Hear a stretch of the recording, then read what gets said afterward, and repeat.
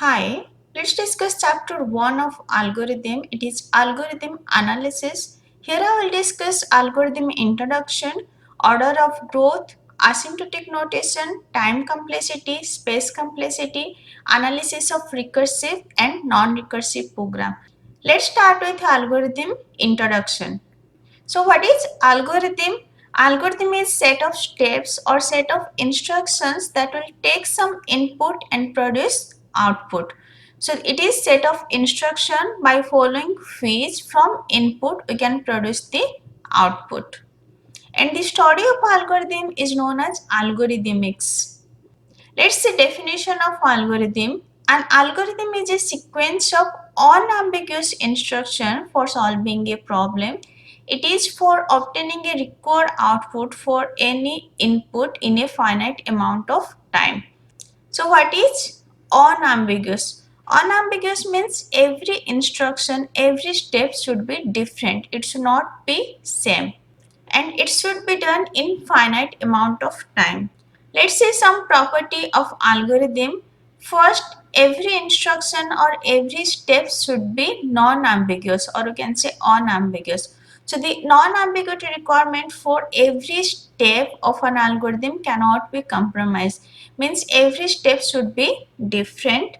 Then the range of the input for which an algorithm work has to be specified carefully. Means for which range this algorithm work, that we should specify. Means it should work for 1 to 100 number, or it should work for all positive number, like that. Next, the same algorithm can be represented in several different ways.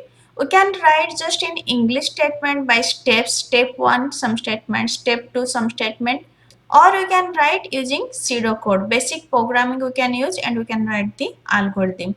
Algorithm can be represented in different way. Next, there may be exist several algorithms for solving the same problem. For same problem, there can be different algorithm. We can write in different way.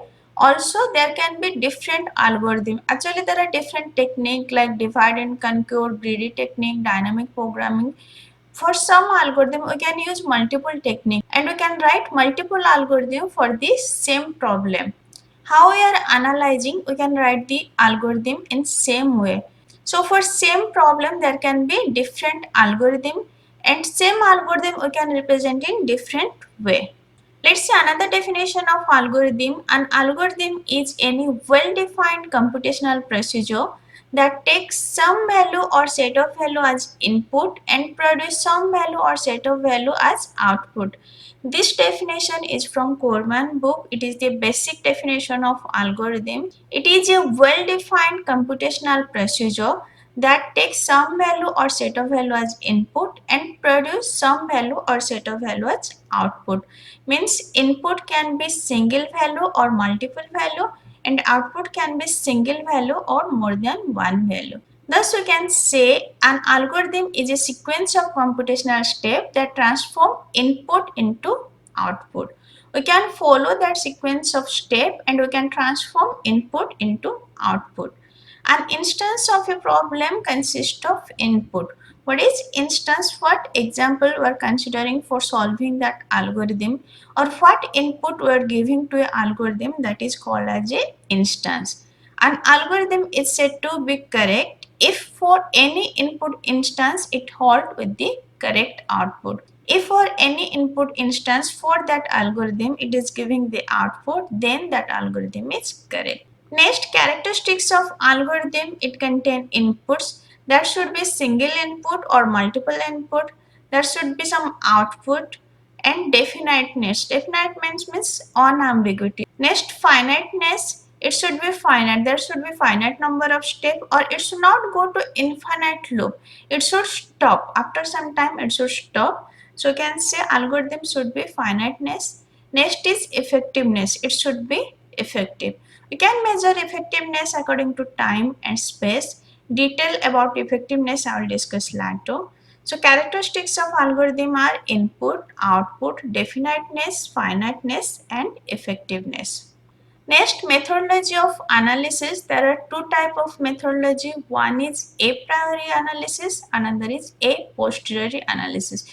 Let us first discuss a priori analysis. What is a priori analysis? Analysis is performed prior to running in a specific system is called as a priori analysis. If by just looking the algorithm we can analyze it without running on any particular system, then that is called as a priori analysis. It is independent of platform like language, hardware, software, memory, processor, compiler, and it is a absolute analysis. Absolute analysis means it is approximate analysis. It is not exact analysis. You cannot say it will run in 3 seconds or it will run in some microsecond. It is a absolute analysis. We will just keep an approximate. In priori analysis, we use asymptotic notation to determine time and space complexity as they are asymptotically same for computer to computer.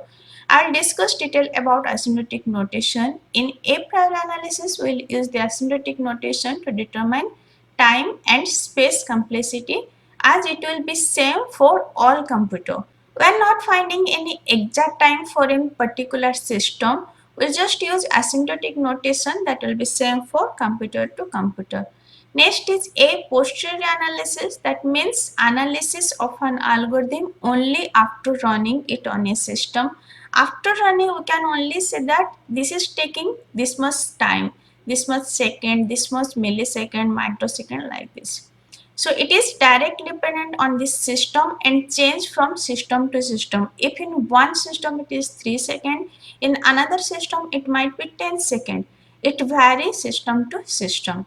And it is dependent on the platform like language, hardware, software, processor, compiler, memory. It depends on lots of factors. Next is posterior analysis is a relative analysis, means here we will analyze the exact time. A priori analysis is a absolute analysis while posterior analysis is a relative analysis.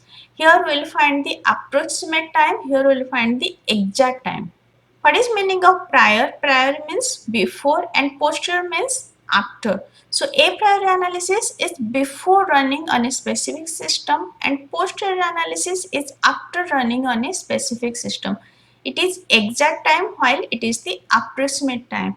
And in algorithm we use the a priori analysis, means we will do the absolute analysis, not exact. There are two kinds of efficiency that we used in a priori analysis. One is time complexity or time efficiency. It indicates how fast an algorithm can run. Next is space efficiency or space complexity. It refers to the amount of memory unit required by the algorithm in addition to the space needed for its input and output. So how much space is required for running an algorithm and how much time required to run an algorithm, that is time efficiency and space efficiency. In a priori analysis, we find time complexity and space complexity. In next lecture, I will discuss some common function that we'll use for the time complexity. If this lecture is helpful for you, please like and subscribe. Thank you.